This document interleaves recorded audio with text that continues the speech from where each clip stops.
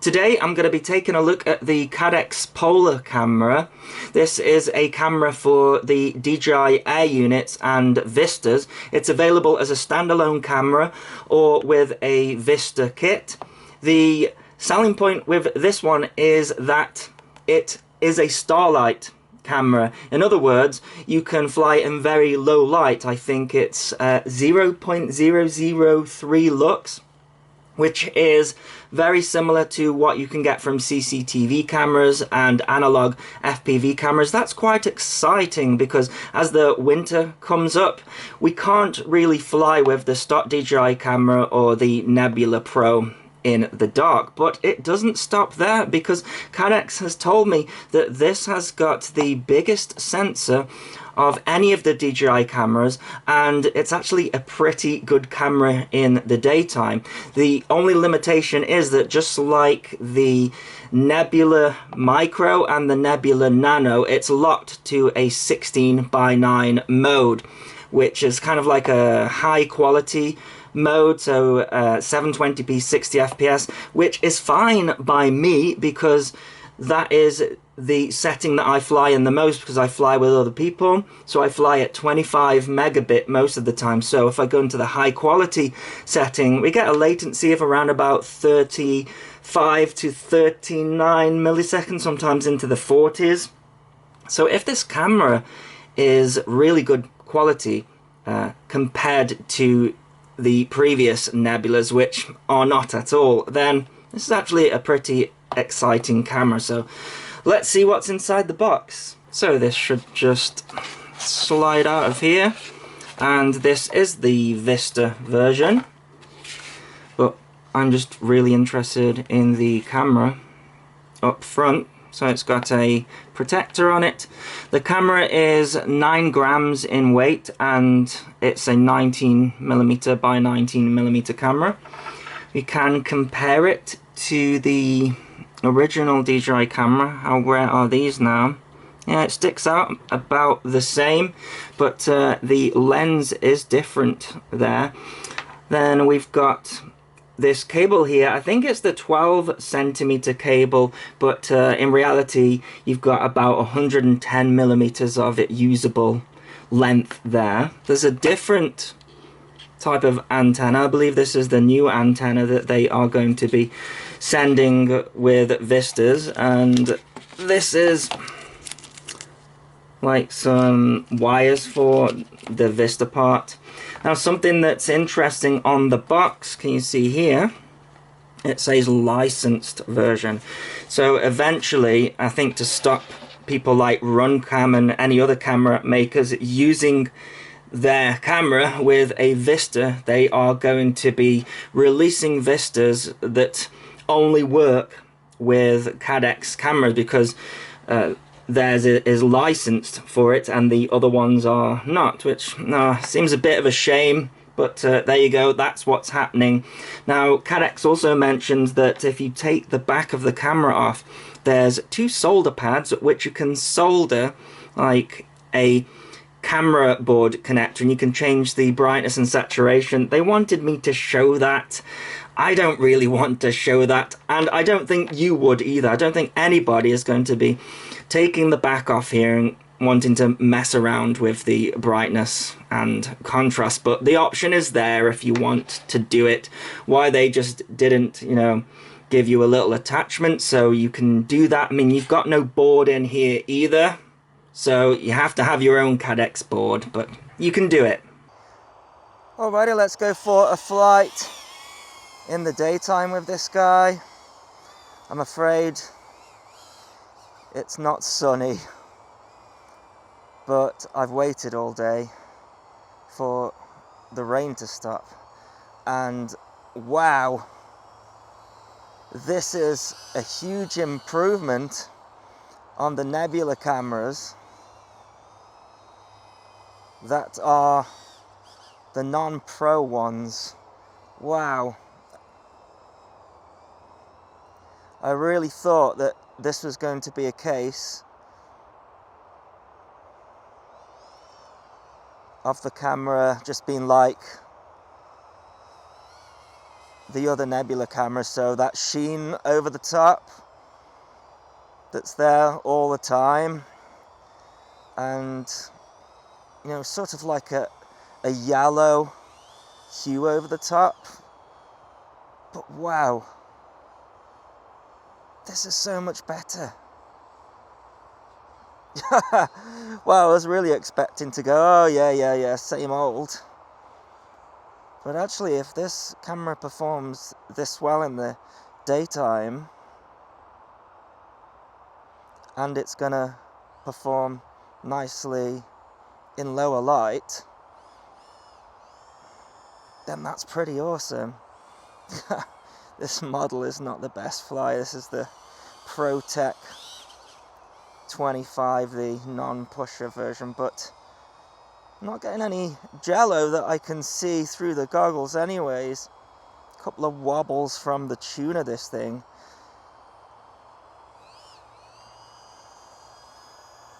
And the field of view is nice. I think Josh mentioned that he had problems with the latency. Oh, a little bit of a color balance change there. I'm not having any problems. I fly in HQ mode anyways, because I'm usually flying with other people, and HQ mode with focus mode off is the best quality anyways.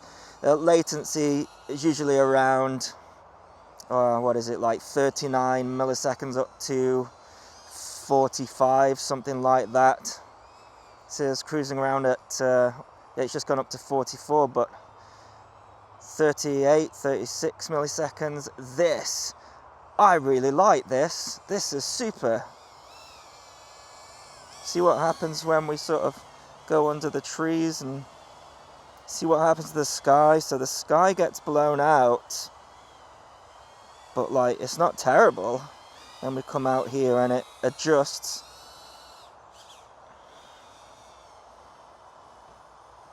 Yeah, I really didn't expect this.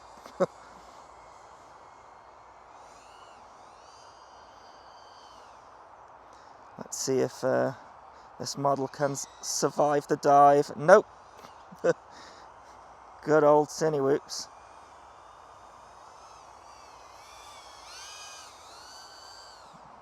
Can't wait to fly this in low light though now. I'd go in here, but well, you can't. There's no entry point. Overgrown everywhere. Can I get in here? Oh, little bit. Okay, this could be dodgy. I have to remember how to get out of here. I can see enough sort of branches. I'm not hitting anything, but my battery is starting to get low. But it looks really dark in here from the outside, so that's pretty cool. If I look at it now, look how dark.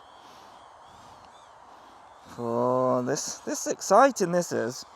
It's exciting. I expected to be rubbish in this camera, and so far, caught me impressed. I've flown around this area a lot, and I could tell instantly with the non-pro version of the Nebula and the Nebula Nano that, nah, that's not for me. But I'm looking at this and I'm going, yeah, this is for me. Alright. Well, seeing as you can't get any of the other cameras, you can't get the Nebula Pro. This is way better than the Nebula Micro and the Nebula Nano. Yeah, massive difference. Would recommend. Let's now see how it performs when it's darker. Well, it's currently 10 p.m. and I'm flying around here with the original DJI camera as a comparison. everything is really blurred. Everything is really dark. The lights are blurring everything out. And I wanted to fly here just to sort of show you how... Oh no, that's just going to be a crash. That is going to be a crash. And I don't want to crash because the grass is wet. Oh, can't see anything.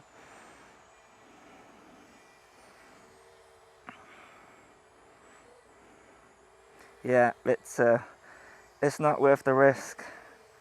So, wouldn't be able to fly out there on the field. The camera's doing better than the eye because the sky is pitch black and I can't see those trees back there, but there's no way I can fly around like this. So let's try the polar camera. Well, it's 10 past 10 at night, which is an hour after sunset, and you wouldn't think it, because through this camera I can still see light through the clouds. And I was gonna go to like a car park or something, but this field here, it gets pretty pitch black. So you look out at this field now with your eyes and it's nothingness, pitch black. Definitely some noise on there, but I'm actually still able to fly. That's pretty funny. I did notice when I flew in the day with this guy, the standoffs of the model are in shot, which kind of makes it look like, oh, you know, the lens isn't centered properly. But I really cannot stress that if I went out here, I would not be able to see that bin with my eyes. And I don't really want to leave it any later. It doesn't really go completely pitch black here. I think sunset was it was like 10 past 9 was sunset. It's now 10 past 10 p.m. As you can see, if we gain a bit of altitude, and then it's still not quite pitch black. That's on the ground. It's getting there. It actually changes. Only problem is this Cinewhoop. It does some weird maneuvers on its own, and with it being so wet out there, I don't really want to push it. But wow, this looks amazing, man. You could not do this with the DJI camera, because it just brightens up as it sees the lights. Oh man, this is really good. This has really impressed me. I never thought that you'd be able to do this with any kind of digital, but you can. It's picking up all the lights in the background as well. Of course you need some lights, but you know, there is no lights on this field whatsoever, yet I can still see the tree over there. All right, very grainy, but I can still see stuff, and I can still see objects in the field, like those trees. If I try and look over at them with my eyes, nope. Now, I can't see how close to the ground I am, so I need to be careful with that. Like I say, the ground is wet. And you might be looking at this thinking, oh, look at all that noise. YouTube's going to butcher it, but you could not fly out here. I've done a few videos in the past with sort of the owl cameras and stuff like that. And I tell you what, even some of those cameras, you know, you need like an infrared emitter. So this is incredible. I don't think, because it works so good in the daytime, it mustn't have an IR block on it. Sorry, it will have an IR block on it. Otherwise, the colours would look funny in the daytime. Look how bright those lights are there. Actually, they should light this field up. No, they're not coming this far back. Incredible, eh? Let's get a bit more height on. Yeah, look at those lights. There's a superstore over there. And it's just lighting up the entire sky.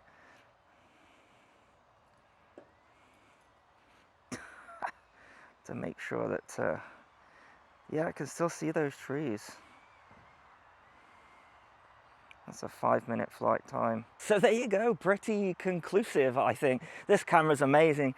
I can't wait to get it on something like a plane with head tracking, and then, you know, we could stick runway lights down and, you know, get lights on the other aircraft. I think it would be superb. I think this is a great option for people right now, and in many ways better than the original DJI camera if you're wanting to do stuff with lower light. Absolutely love it. Link in the video description, as well as a pinned comment if you wish to get one. And as always, thanks so much for watching. Please continue to subscribe. Cheers.